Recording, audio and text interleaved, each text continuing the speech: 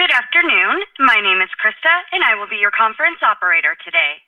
At this time, I would like to welcome everyone to the Meta fourth quarter and full year 2025 earnings conference call. All lines have been placed on mute to prevent any background noise. After the speaker's remarks, there will be an opportunity to ask questions. If you would like to ask a question, please press star one on your telephone keypad. To withdraw your question, again, press star one. We ask that you limit yourself to one question, and this call will be recorded. Thank you very much. Kenneth Dorell, Meta's Director of Investor Relations, you may begin. Thank you. Good afternoon and welcome to Meta Platforms' fourth quarter and full year 2025 earnings conference call. Joining me today to discuss our results are Mark Zuckerberg, CEO, and Susan Li, CFO. Our remarks today will include forward-looking statements, which are based on assumptions as of today. Actual results may differ materially as a result of various factors, including those set forth in today's earnings press release and in our quarterly report on Form 10-Q filed with the SEC. We undertake no obligation to update any forward-looking statement. During this call, we will present both GAAP and certain non-GAAP financial measures. A reconciliation of GAAP to non-GAAP measures is included in today's earnings press release. The earnings press release and an accompanying investor presentation are available on our website at investor.meta.com. And now I'd like to turn the call over to Mark. All right. Hey, everyone. Thanks for joining us. We ended 2025 strong with more than 3.5 billion people now using at least one of our apps every day. That includes more than 2 billion daily actives each on Facebook and WhatsApp, and just shy of that on Instagram. Our business also performed very well thanks to record-breaking holiday demand and AI-driven performance gains. We are now seeing a major AI acceleration. I expect 2026 to be a year where this wave accelerates even further on several fronts. We're starting to see agents really work. This will unlock the ability to build completely new products and transform how we work. In 25, we rebuilt the foundations of our AI program. Over the coming months, we're going to start shipping our new models and products. I expect our first models will be good, but more importantly, will show the rapid trajectory that we're on. And then I expect us to steadily push the frontier over the course of the year as we continue to release new models. I'm very excited about the products that we're building. Our vision is building personal superintelligence. We're starting to see the promise of AI that understands our personal context, including our history, our interests, our content, and our relationships. A lot of what makes agents valuable is the unique context that they can see. And we believe that Meta will be able to provide a uniquely personal experience.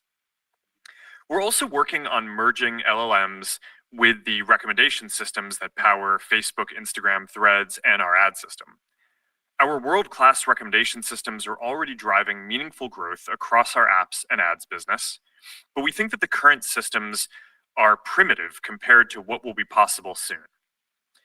Today, our systems help people stay in touch with friends, understand the world, and find interesting and entertaining content. But soon, we'll be able to understand people's unique personal goals and tailor feeds to show each person content that helps them improve their lives in the ways that they want. This also has implications for commerce. Our ads today help businesses find just the right, very specific people who are interested in their products. New agentic shopping tools will allow people to find just the right, very specific set of products from the businesses in our catalog. We're focused on making these experiences work across both our feeds and across business messaging, significantly increasing the capabilities of WhatsApp over time. New kinds of content will soon be possible as well. People want to express themselves and experience the world in the most immersive and interactive way as possible. We started with text, and then moved to photos when we got phones with cameras, and then moved to video when mobile networks got fast enough. Soon, we'll see an explosion of new media formats that are more immersive and interactive, and only possible because of advances in AI. Our feeds will become more interactive overall. Today, our apps feel like algorithms that recommend content. Soon, you'll open our apps and you'll have an AI that understands you and also happens to be able to show you great content or even generate great personalized content for you. Glasses are the ultimate incarnation of this vision. They're going to be able to see what you see, hear what you hear, talk to you and help you as you go about your day, and even show you information or generate custom UI right there in your vision. Sales of our glasses more than tripled last year, and we think that they're some of the fastest growing consumer electronics in history. Billions of people wear glasses or contacts for vision correction, and I think that we're at a moment similar to when smartphones arrived, and it was clearly only a matter of time until all those flip phones became smartphones. It's hard to imagine a world in several years where most glasses that people wear aren't AI glasses. For Reality Labs, we are directing most of our investment towards glasses and wearables going forward, while focusing on making Horizon a massive success on mobile and making VR a profitable ecosystem over the coming years. I expect Reality Labs losses this year to be similar to last year, and this will likely be the peak as we start to gradually reduce our losses going forward while continuing to execute on our vision. As we plan for the future, we will continue to invest very significantly in infrastructure to train leading models and deliver personal superintelligence to billions of people and businesses around the world. I recently announced Meta Compute with the belief that being the most efficient at how we engineer, invest, and partner to build our infrastructure will become a strategic advantage. Dina Powell-McCormick also joined us as president and vice chairman, and she will lead our efforts to partner with governments, sovereigns, and strategic capital partners to expand our long-term capacity, including ensuring positive economic impact in the communities that we operate in around the world. An important part of Meta Compute will be making long-term investments in silicon and energy. We will continue working with key partners while advancing our own silicon program. We're architecting our systems that we can be flexible in the systems that we use, and we expect the cost per gigawatt to decrease significantly over time through optimizing both our technology and supply chain. The last thing that I want to mention is that I think that 2026 is going to be the year that AI starts to dramatically change the way that we work. As we navigate this, our North Star is building the best place for individuals to make a massive impact. So to do this, we're investing in AI native tooling so individuals at Meta can get more done. We're elevating individual contributors and flattening teams. We're starting to see projects that used to require big teams now be accomplished by a single very talented person. I want to make sure that as many of these very talented people as possible choose Meta as the place that they can make the greatest impact, to deliver personalized products to billions of people around the world. And if we do this, then I think that we're going to get a lot more done, and I think it's going to be a lot more fun. All right, that's everything I wanted to cover. This is going to be a big year for delivering personal superintelligence, accelerating our business, building infrastructure for the future, and shaping how our company will work going forward. As always, I am grateful for all of the hard work of our teams and to all of you for being on this journey with us. And now here's Susan. Thanks, Mark, and good afternoon, everyone. Let's begin with our segment results. All comparisons are on a year-over-year basis unless otherwise noted. Our community across the family of apps continues to grow, and we estimate more than 3.5 billion people used at least one of our family of apps on a daily basis in December. Q4 total family of apps revenue was $58.9 billion, up 25% year over year. Q4 family of apps ad revenue was $58.1 billion, up 24%, or 23% on a constant currency basis. In Q4, the total number of ad impressions served across our services increased 18%. Impression growth was healthy across all regions, driven primarily by engagement and user growth, and to a lesser degree, ad load optimizations. The average price per ad increased 6% year over year, benefiting from increased advertiser demand, largely driven by improved ad performance. Family of apps other revenue was $801 million, up 54%, driven by WhatsApp paid messaging revenue growth as well as Meta verified subscriptions. Within our Reality Labs segment, Q4 revenue was $955 million, down 12% year over year. As we noted on the last call, the year-over-year decline in Reality Labs revenue is due to us lapping the introduction of Quest 3S in Q4 of 2024, as well as retail partners procuring Quest headsets during the third quarter of 2025 to prepare for the holiday season, which was recorded as revenue in Q3. Moving now to our consolidated results. Q4 total revenue was $59.9 billion, up 24%, or 23% on a constant currency basis. Q4 total expenses were $35.1 billion, up 40% compared to last year. Year-over-year growth was driven primarily by employee compensation expenses, legal expenses, and infrastructure costs. Growth in employee compensation expenses reflects the technical hires we've added this year, particularly AI talent. Legal expense growth was due to both lapping legal accrual reversals in Q4 of 24 and charges recorded in Q4 25. Infrastructure expense growth was driven by higher depreciation, cloud spend, and other operating expenses. We ended Q4 with over 78,800 employees, up 6% year over year, driven by hiring in priority areas of monetization, infrastructure, Meta Superintelligence Labs, as well as regulation and compliance. Fourth quarter operating income was $24.7 billion, representing a 41% operating margin. Q4 interest and other income was $609 million, driven primarily by unrealized gains on our equity investments. Our tax rate for the quarter was 10%, slightly lower than our outlook of 12 to 15% due to the settlement of matters with tax authorities. Net income was $22.8 billion, or $8.88 per share.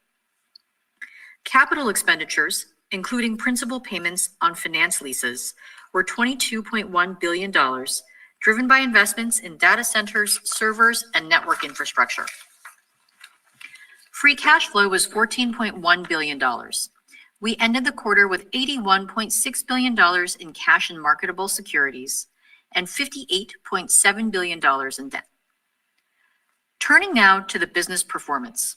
There are two primary factors that drive our revenue performance: our ability to deliver engaging experiences for our community and our effectiveness at monetizing that engagement over time.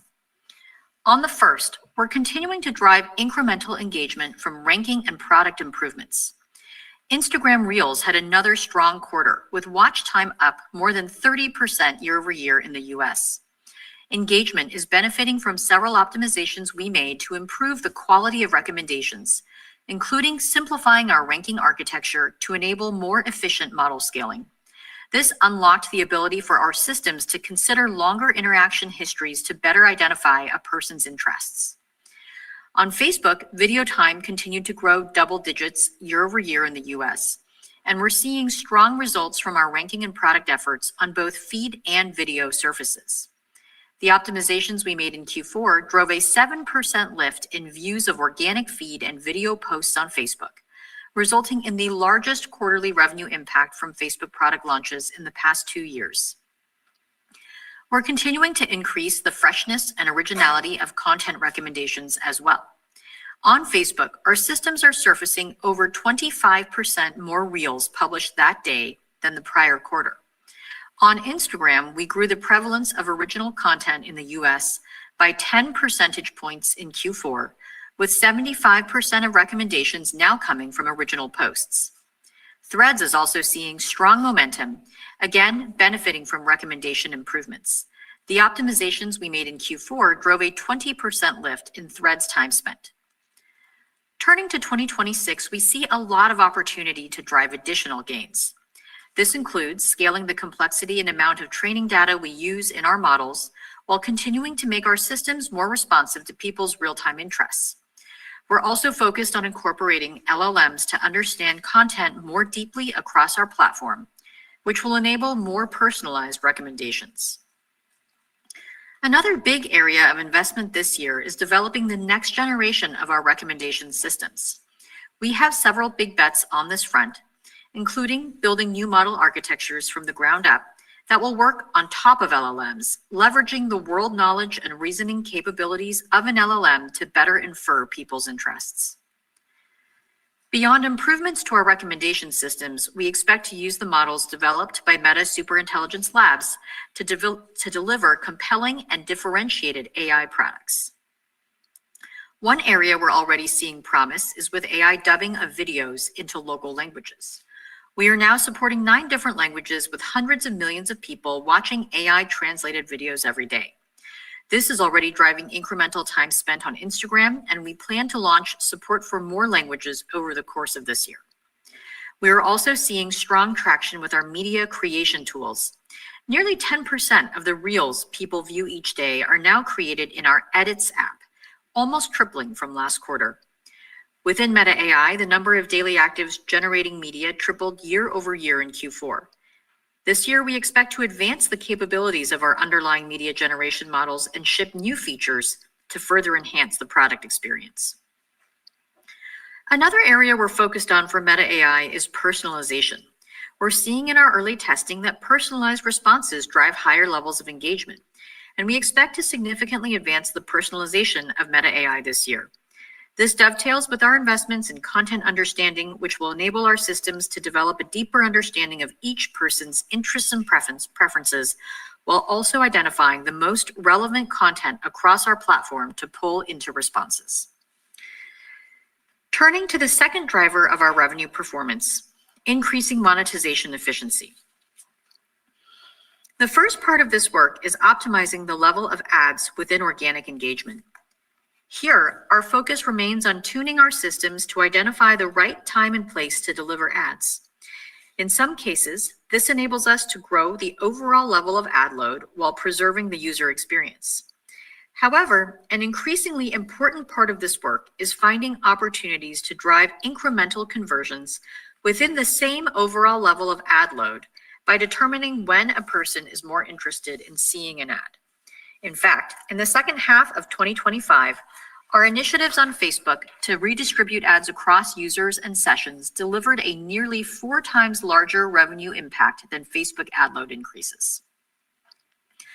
We also continue to make progress on bringing ads to our newer surfaces. Within Threads, we're beginning to expand ads to all remaining countries this month, including the UK, European Union, and Brazil. On WhatsApp, we expect to complete the rollout of ads and status throughout the year, with the level of ads remaining low in the near term, while we follow our standard approach of optimizing ad formats and performance before ramping inventory. Moving to the second part of increasing monetization efficiency, improving performance for the businesses who use our tools. We're seeing very strong results from the ad performance investments we made throughout 2025, with year-over-year conversion growth accelerating through the fourth quarter. We expect the set of investments we're making in 2026 will enable us to drive further gains as we continue to integrate AI across all layers of the marketing and customer engagement funnel. The first area is our ad system, where we're continuing to scale the complexity and size of our models to better select which ads to show. In Q4, we doubled the number of GPUs we use to train our GEM model for ads ranking. We also adopted a new sequence learning model architecture, which is capable of using longer sequences of user behavior and processing much richer information about each piece of content.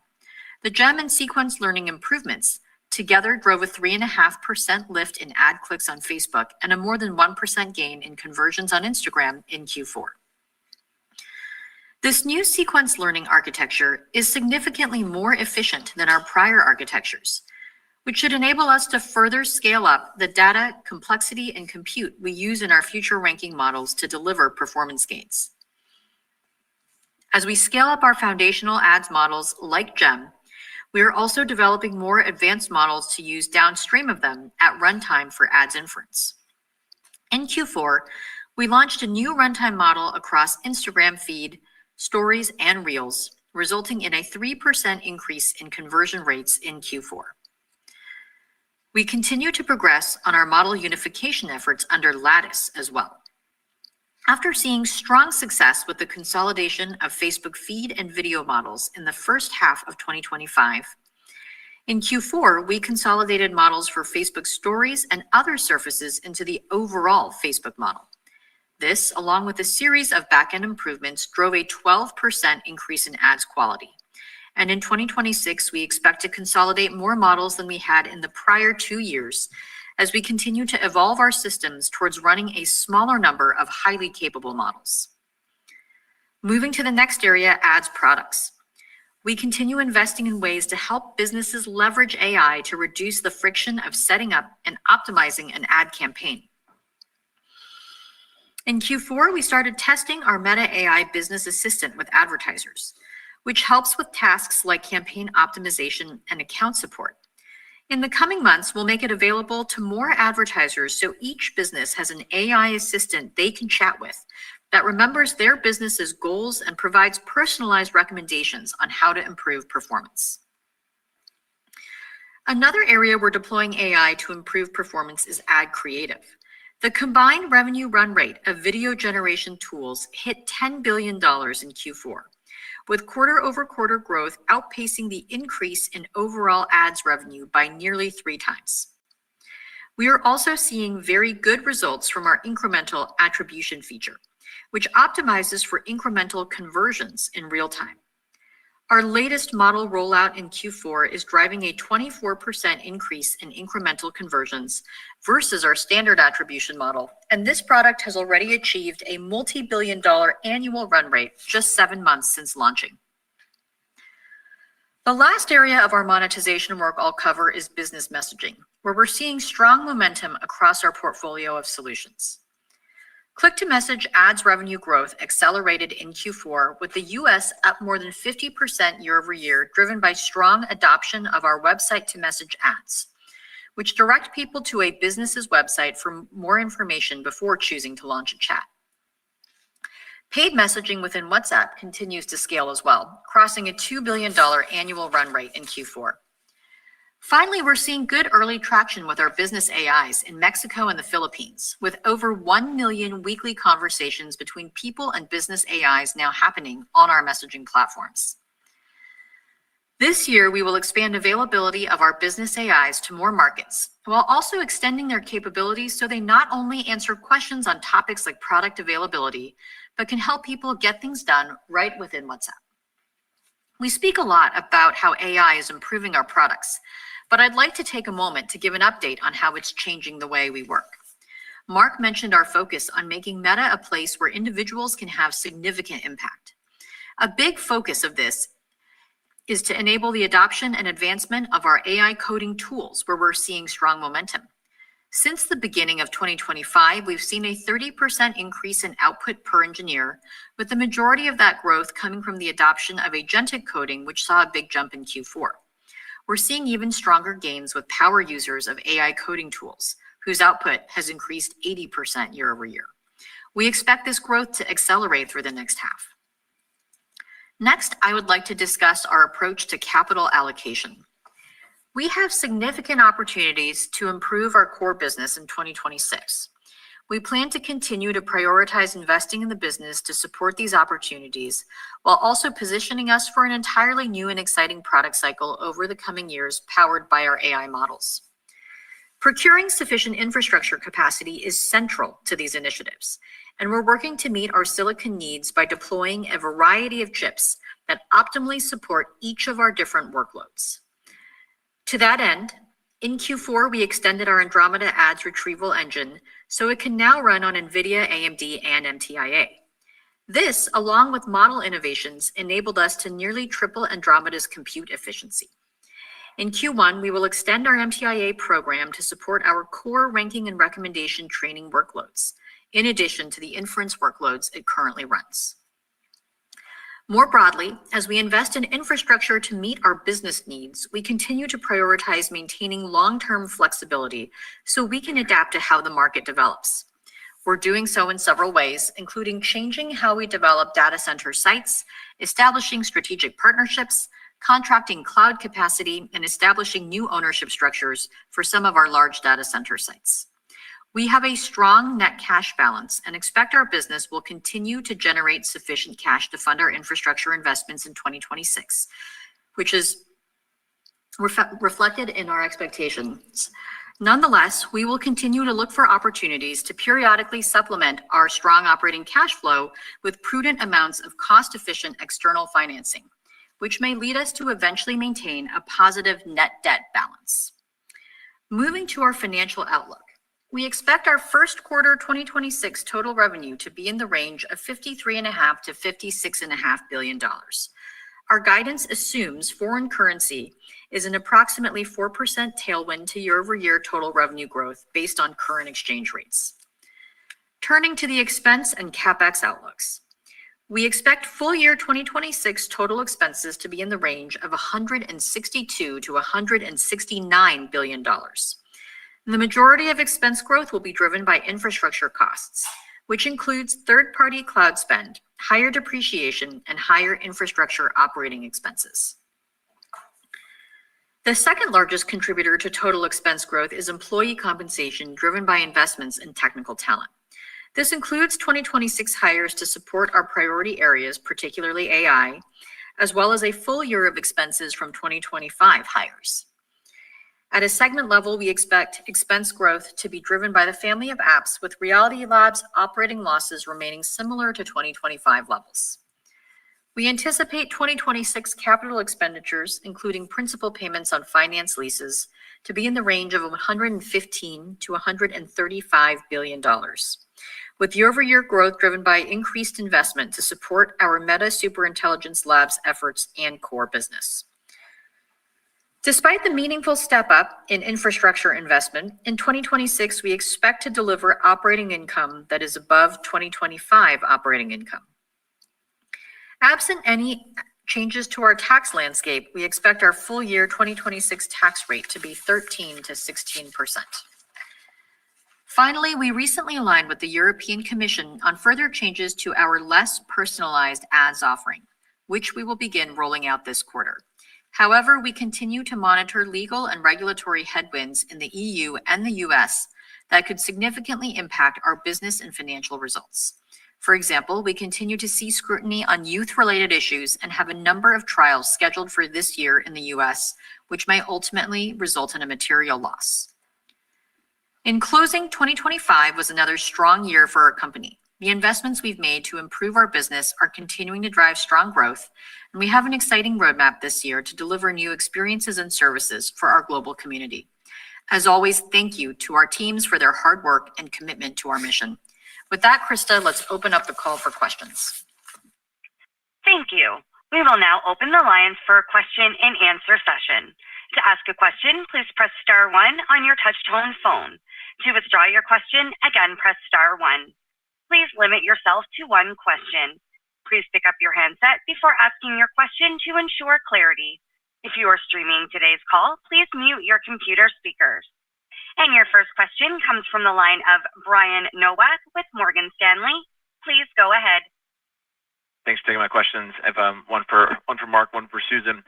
Mark, one is a long-term question. As you think about ramping all this investment and the personal intelligence opportunity, the meta compute opportunity, can you walk us through a little bit how you think about the largest revenue or ROIC long-term opportunities you're trying to unlock with those over the next, call it 3, 5, 10 years through all the investment? And then Susan, a little more near term, more like 26. I think the guide is the fastest growth you've had in almost 5 years.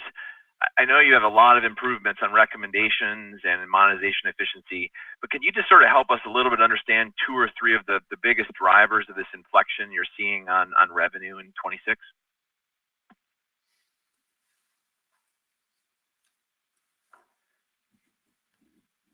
Yeah, I guess I can start with the first one.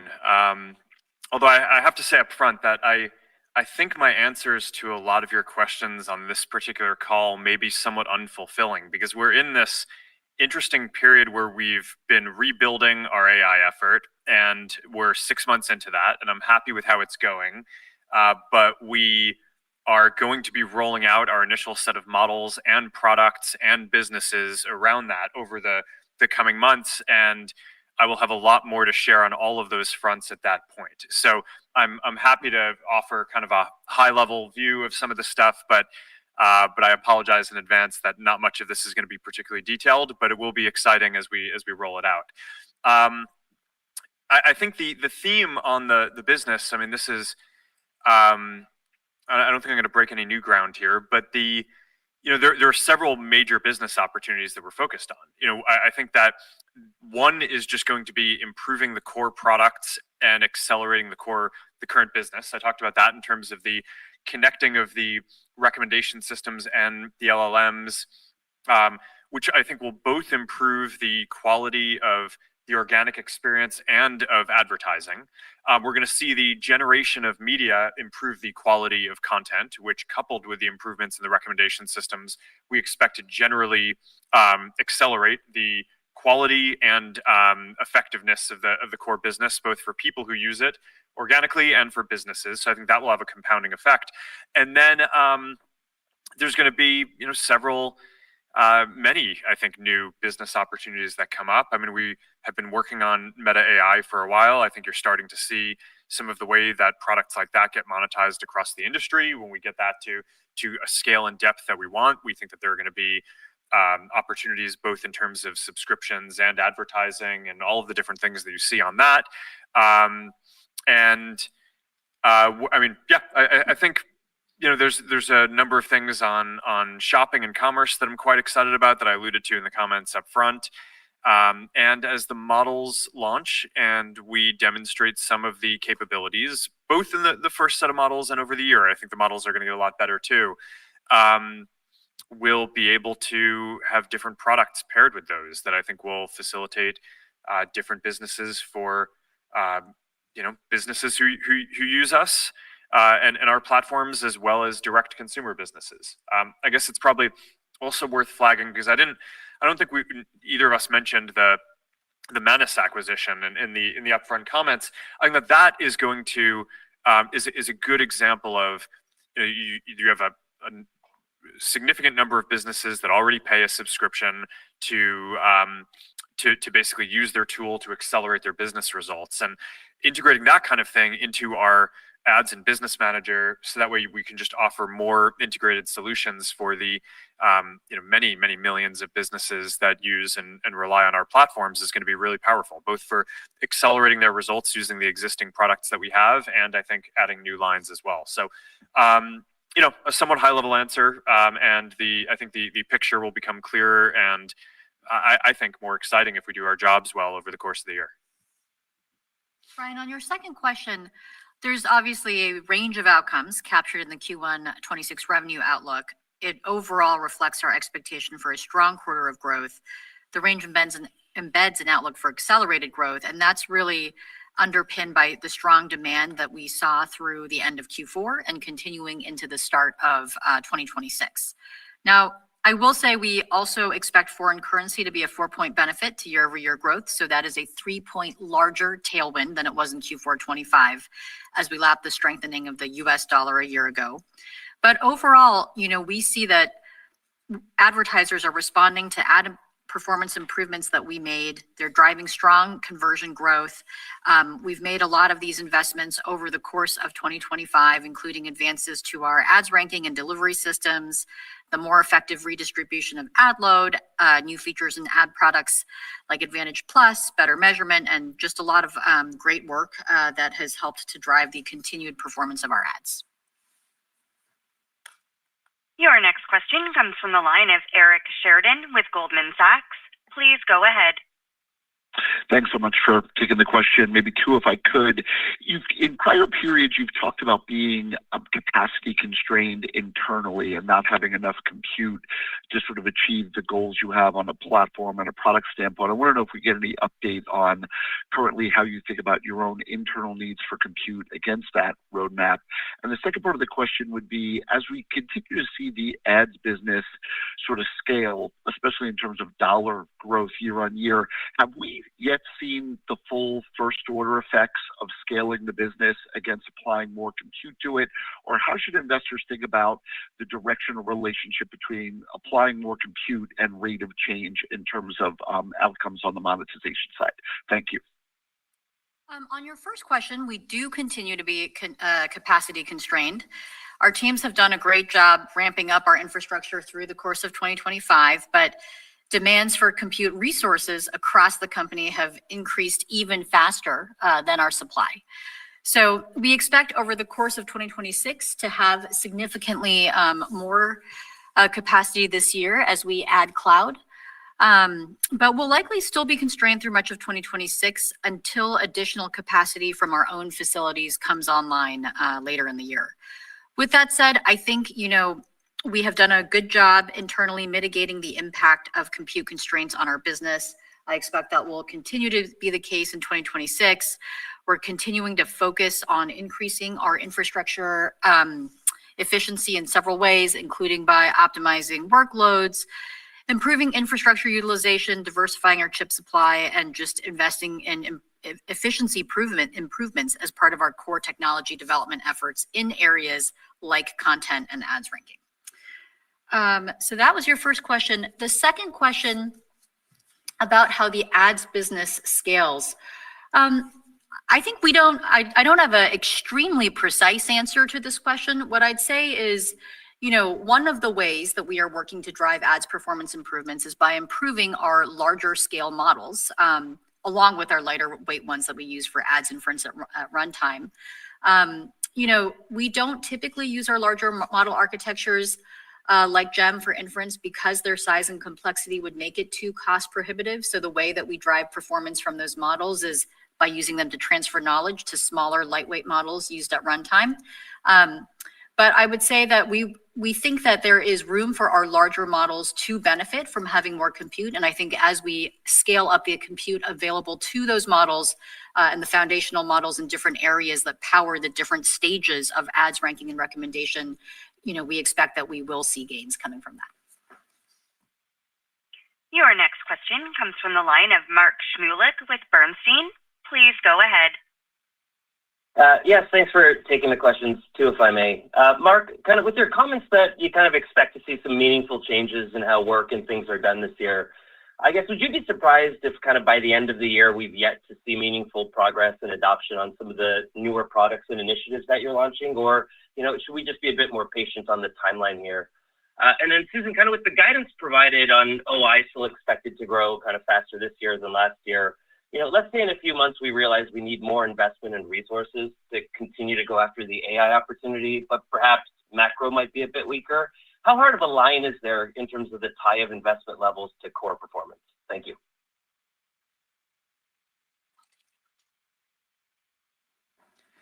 I think the first question was asking about kind of when do I expect the product impact to be? I mean, we're going to roll out new products over the course of the year. I think the important thing is we're not just launching one thing, and we're building a lot of things. I think AI is going to enable a lot of new experiences. I outlined thematically a bunch of these in the upfront comments around, a personal AI, around LLMs combining with the recommendation systems. I think that's a somewhat longer term research project that I think will yield dividends over a long period of time, but we're already definitely seeing optimizations of the recommendation systems as we're including more of the AI research improvements and advances into that.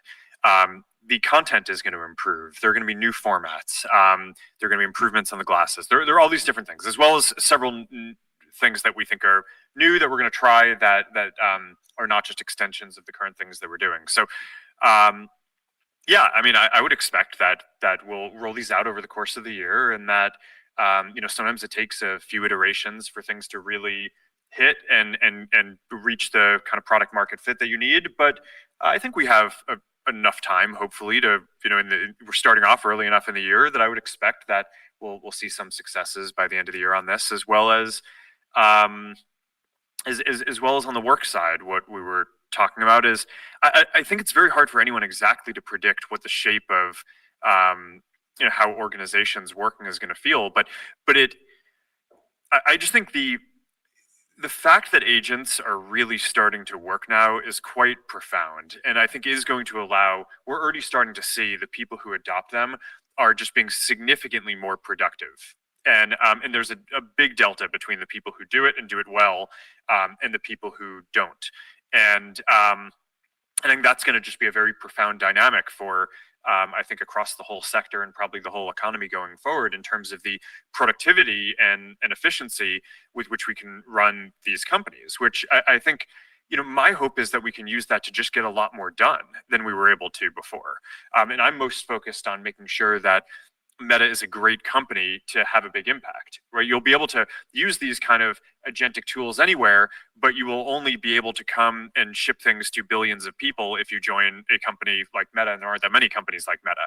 So I think if we make it so that we can we can harness these kind of tools, then I think that we should, over some period of time, start to see a real acceleration in the amount of output that we could have. Now, how to predict exactly the time frame for adopting that, somewhat hard, right? I'm not going to predict a specific quarter or something like that, but the trend seems like unmistakably like this is going to happen.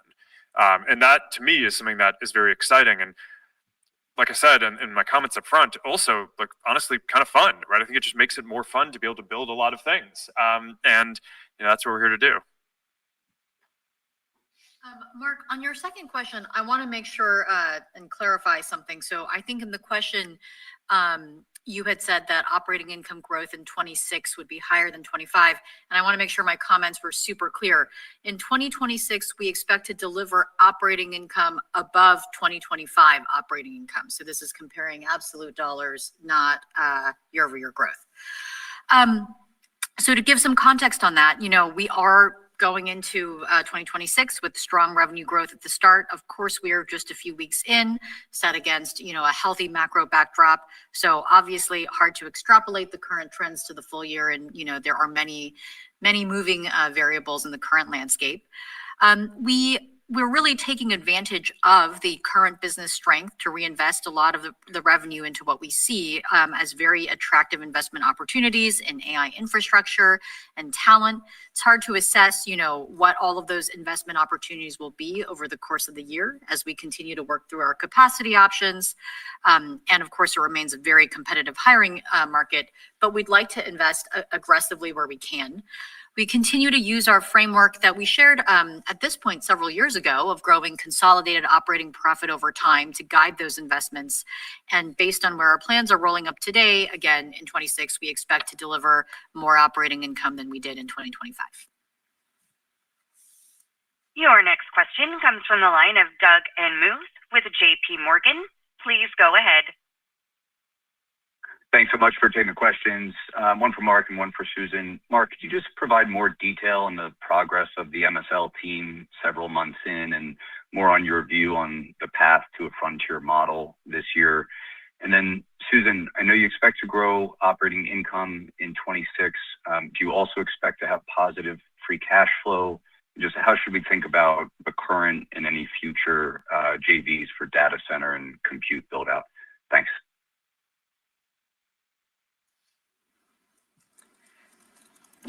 I'm not sure I have anything else to add on the current progress on this. I mean, that's why I said up front that I think this is somewhat of an unfulfilling time to be answering some of these questions.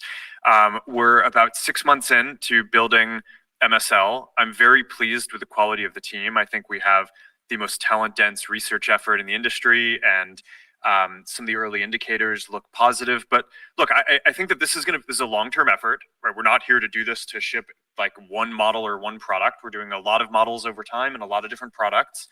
And I want to make sure that the work can speak for itself, and also that we all internalize that this is a journey that we're on, and the first set of things that we put out, I think, are going to be more about showing the trajectory that we're on, rather than being a single moment in time. So yeah, I'm quite optimistic, but don't have anything else particularly concrete to share.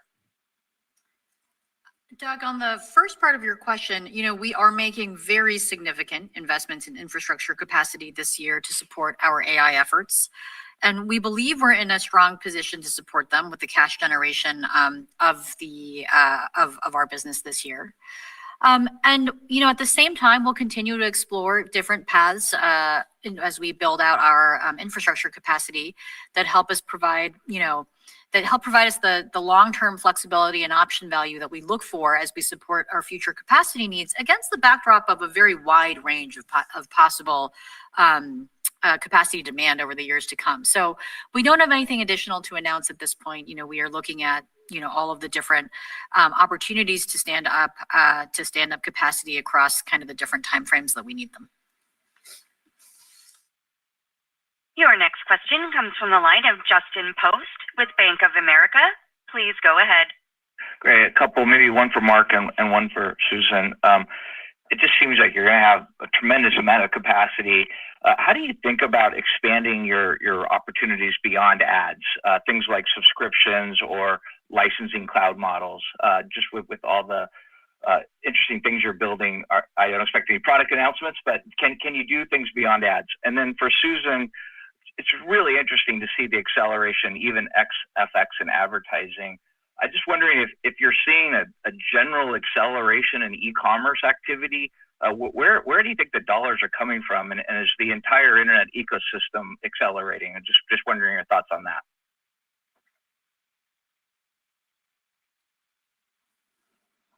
So yes, we are focused on things beyond ads. I think the numbers make it so that for the next couple of years, ads are going to be by far the most important driver of growth in our business. So that's why as we're working on this, we have a balance of new things that we're trying to do while also investing very heavily in making sure that all of the work that we're doing in AI improves both the quality and business performance of the core apps and businesses that we run there.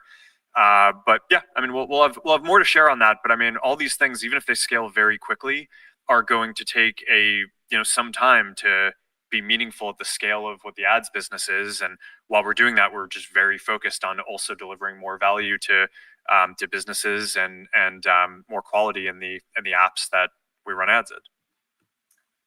Justin, on your second question, we saw healthy year-over-year growth across all verticals in Q4, with the exception of politics as we lapped the U.S. presidential election last year. The online commerce vertical was the largest contributor to year-over-year growth. That was followed by professional services and technology. So in online commerce, year-over-year growth was strong. It was actually relatively consistent with Q3 levels, and that was broad-based across advertiser regions and sizes. In general, we saw that the demand leading up to the holiday shopping period that sustained through Cyber 5 and into the end of the year, was very healthy for us. Professional services, in this category, we saw strong broad-based growth with nice contributions from lead generation ads due to product improvements we've made, including from Advantage Plus lead campaigns that we fully rolled out at the start of Q4. And the tech vertical continues to be strong for us too, again, broad-based across advertiser regions and sizes. So in general, I would say it was very healthy, broadly driven growth.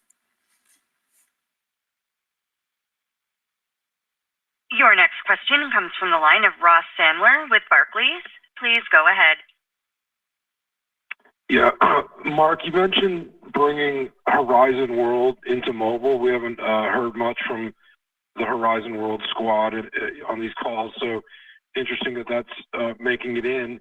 It seems like the combo of AI and what you guys have built with Horizon might open up the door to a bunch of new potential areas in gaming or new forms of kind of communication. So could you just elaborate on what the plan is there? Thank you. Yeah, so let me talk about the basic theme here. One core idea that I've talked about on some of these calls over the years is that people always want to express themselves and experience the world in whatever the richest format is that they can. So I talked about this up front today. When we started, a lot of this was text, right? That was the kind of the best we could do. Then we all got phones, they had cameras, like a lot of this medium became visual, but with photos. We went through a period where the mobile networks were kind of weak, and every time you wanted to watch a video, it would buffer. And once that got worked out, now the majority of the content is video. And one of the core ideas that we have had for a while is that is not the end of the line. Right? Video will continue to be here for a long time. It's going to continue growing. It's not going anywhere, just like photos and text in many ways continue to grow, even as the market continues to grow beyond that. But I don't think that video is the ultimate kind of final format. I think that this is we're going to get more formats that are more interactive and immersive, and you're going to get them in your feeds. So you can imagine this. I mean, there's obviously a lot of details to fill in on this, but you can imagine, being able to easily through a prompt create a world or create a game and be able to share that with people who they care about, and you see it in your feed and you can jump right into it and you can engage in it. And there are 3D versions of that and there are 2D versions of that. And Horizon, I think, fits very well with the kind of immersive 3D version of that. But there's definitely a version of the future where, any video that you see, you can like tap on and jump into it and like engage and like and be kind of like experience it in a more meaningful way. And I think that the investments that we've done in both a lot of the virtual reality software and Horizon, as well as a number of other areas around the company, are actually going to pair well with these AI advances to be able to bring some of those experiences to hundreds of millions and billions of people through mobile. So anyway, that's a thing that I'm quite excited about, but it's just sort of one flavor of a theme that I think is going to be very interesting. I think there are going to be lots of different types of interactive and immersive content that become possible. And I think Horizon is going to be one very interesting example that I'm quite excited to see how this unfolds. Your next question comes from the line of Ron Josey with Citi. Please go ahead. Great, thanks for taking the question. I wanted to drill down maybe, Susan, on your comments around ranking recommendation model changes. Clearly lots of tailwinds here, given the results from GEMS, Andromeda, Lattice, consolidation of models, et cetera. So can you help us understand a little bit more just about the roadmap and where we stand within ranking recommendation model changes? There's a thesis out there that maybe there's a limiting factor, or maybe we're waiting on newer models, but any insights there would be very helpful as we think about the next, as the future going forward. Thank you. Yeah, thanks for the question, Ron. We have, I was sorting out if your question was more specific to ads or if it was more specific to kind of the engagement side, but I'll try to talk a little bit about both. So on the sort of core engagement piece, we launched several ranking improvements in Q4 on Facebook and Instagram that drove incremental engagement. And there isn't really one single launch, that is driving most of the gains. It's, multiple optimizations to our recommendation systems that are helping us make more accurate predictions about what will be interesting to each person. And, I talked a little bit about some of these, the specific instantiations on both Facebook and on Instagram. And we see, a lot of headroom to improve recommendations in 2026, which we expect will drive additional engagement growth on both apps. First, we plan to continue scaling up our models and increase the amount of data we use, including a longer history of content interactions to further improve the overall quality of recommendations. We're also going to start validating the use of ad signals and organic content recommendations as we continue to work towards having a more shared platform for organic and ads recommendations over time. Second, we're going to continue to make recommendations even more adaptive to what a person is engaging with during their session, so the recommendations we surface are more relevant to what they're interested in at that moment. And finally, we will work on more deeply incorporating LLMs into our existing recommendation systems, given their capability to more deeply understand content. And so this will, I think, in particular, be useful for content that has been more recently posted, since there's less engagement data to base recommendations off of. On the ad side, again, we've talked about a lot of the sort of model work in the ads world across Andromeda and Lattice and GEM. I'll touch maybe specifically, on GEM in Q4, we extended GEM to cover Facebook Reels. Now it covers all major surfaces across Facebook and Instagram. We also doubled the size of the GPU cluster we use to train it. And in 2026, we're expecting to meaningfully scale up GEM training to an even larger cluster, increasing the complexity of the model, expanding the data that we train it on, leveraging new sequence learning architecture that we had begun deploying in Q4. And we're also going to further improve how we transfer the learnings from our GEM foundation models to the runtime models that we're using. So, there's a lot more headroom, I think, across many components of the stack. This is the first time we have found a recommendation model architecture that can scale with similar efficiency as LLMs. And, we're hoping that this will unlock the ability for us to significantly scale up the size of our ranking models, while preserving an attractive ROI. Your next question will come from the line of Ken Gawrelski with Wells Fargo. Please go ahead. Thank you very much. Two, if I may, please. First, for Mark, how critical is it for Meta to have a leading general purpose model, or is there sufficient capability in a model that really excels at specific use cases, maybe similar to what you see at Anthropic in coding today?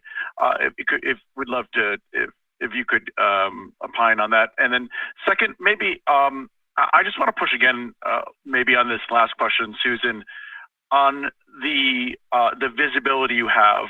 You talked about the improvements you're making in 26 on the models, the fine tuning of the core, both in engagement and ad relevance. Could you talk about, are you seeing any signs of diminishing returns to those investments? And do you have visibility beyond 26 into further opportunities there? Thank you.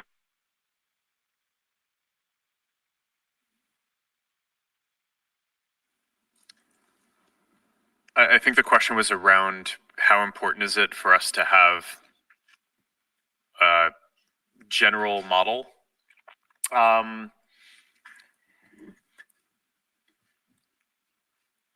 way that I think about Meta is we're a deep technology company. Some people think about us as we build these apps and experiences, but the thing that allows us to build all these things is that we build and control the underlying technology that allows us to integrate and design the experiences that we want and not just be constrained to what others in the ecosystem are building or allow us to build. So I think that this is a really fundamental thing where my guess is that frontier AI, for many reasons, some competitive, some safety oriented, are not going to always be available through an API to everyone. So I think it's very important, I think, to be able to have the capability to build the experiences that you want if you want to be one of the major companies in the world that helps to shape the future of these products. So that I think it's going to be, I think, important from a business perspective. And I think it's just important from a creative and mission perspective to be able to actually design and build the experiences that we believe that we should be building for people. But yeah, I think it's quite important. Otherwise, we wouldn't be so focused on this. We're clearly extremely focused on this. On your second question, interestingly, a year ago on this call, I think I talked about the set of investments we were making in 2025 as part of our 2025 budgeting process across our ads performance and organic engagement initiatives. And those investments have generally paid off, and we feel really good about kind of the process we ran in terms of using projected ROI to stack rank investments, make sure that we, had a robust measurement system, funded things that were positive ROI, and then tracking how they performed over the course of the year. And we are, we've just finished running our 2026 budgeting process, and we have funded a similar set of investments, which we expect will enable us to continue delivering strong revenue growth in 2026. Having said that, I expect both full year reported and constant currency revenue growth to be below the levels in Q1 for a few reasons. First, we would expect that currency tailwinds will dissipate later in the year based on current rates. Second, we'll be lapping stronger periods of growth later in the year that benefited from our 2025 ad performance investments and the strong macro landscape. And finally, we expect there could be some headwinds from our introduction of the revised, less personalized ads offering in the EU that begins rolling out later in Q1. But again, similar to 25, we feel good about the process by which we identified investment opportunities with attractive ROIs and funded them as part of our budget to support, key initiatives across our ranking and recommendation systems and to increase the capacity efficiency of our models, all of which are key to sort of driving growth for us. Your next question comes from the line of Mark Mahaney with Evercore. Please go ahead. Okay, two questions, please. Meta AI, any update on what you're seeing there in terms of engagement and usage? And do you think you're just starting to be able to apply improvements to that that specific functionality? And then just real quickly on share repurchases, Susan, I don't think you bought any stock back in the quarter. It's been a while, maybe a year since you haven't bought anything back. You talked about capital allocation a little bit into the year. It didn't sound like you're going to be buying back stock anytime soon, but just you want to clarify that. Thanks a lot. Yes, I'm happy to take both of those. So Meta AI, the quick update there is, it's now available in over 200 markets. The largest daily active user markets for Meta AI align with where our apps are also very popular. Though the apps people engage most with Meta AI differ. In some places, it's primarily WhatsApp driven, for example, India or Indonesia. In the US, Facebook is a stronger driver of engagement. And in general, we see a lot of opportunity to make it easier for people to accomplish the tasks that they already come to our services for every day. And if we do that well, then the way people use our products will continue to expand. So we're focused on making Meta AI the most personalized assistant while tapping into the vast amount of information, trends, content from our platform to offer differentiated insights. And we think we have a very strong track record in building highly personalized experiences, and we're bringing that into Meta AI so that we can tailor responses to each person's personal interests and preferences. On your second question, which is about share repurchase, share purchase levels will vary from time to time for a lot of reasons, including whether we believe there are areas that have a greater near-term need for capital. Right now, we think the highest order priority for the company is investing our resources to position ourselves as a leader in AI. And so that is really that's kind of the first order use of capital, but we'll continue to be opportunistic and evaluate repurchases versus other uses of cash. Great. I think we will wrap it here. Thank you everyone for joining us today. We look forward to speaking with you again soon. This concludes today's conference call. Thank you for your participation, and you may now disconnect.